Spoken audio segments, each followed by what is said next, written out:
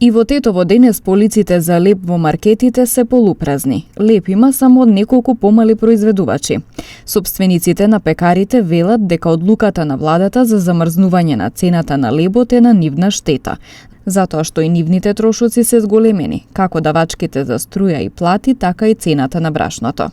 Државата или владата треба брашното ќе донесе јефтино, 16 динар беше, кога 30 динар продадавме лебот, мие.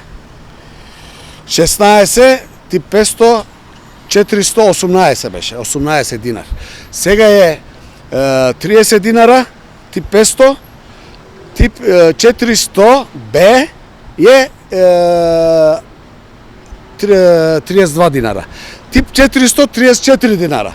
Сега 100% брашното ќе се качи, 100%, плата држава како сака ќе прави, нас не прашува и тогаш државата, министерот да дојде да направи леб, да продава. Он сам да прави тогаш. Ние сме како кукла, играч, ние сме. Прашајте што, како. Донеси 16 динари, ќе правим 30 динари. Брашно не носиш, скупо плата, струја скупо, дрвата со струја не работиме ние со дрва. Дрвата 40 ера беше 1 метар, сега е 90 метра, 90 ера. Све со 100% ова лебот ќе се намали.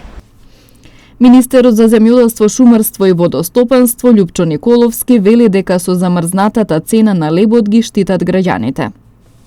Покрај тоа што со месеци граѓаните и сите ние плаќаме за да на голем дел од компаниите добиваат повластена електрична енергија, која што впрочем во последниот период е со намалена цена, а со намалена цена е секако и брашното.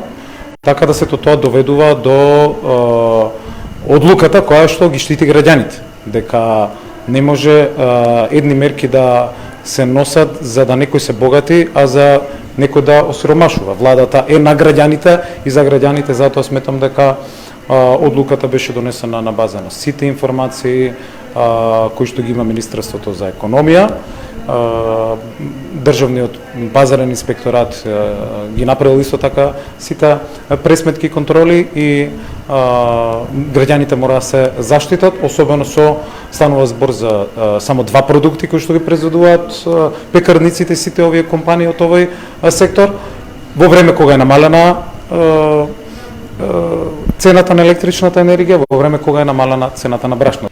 Владата вчера ги оствари најавите, замрзна цената на белиот леб на 33 денари до 31 мај, а ја укина и субвенционираната струја која компаниите ја добиваа изминатите 3 месеци.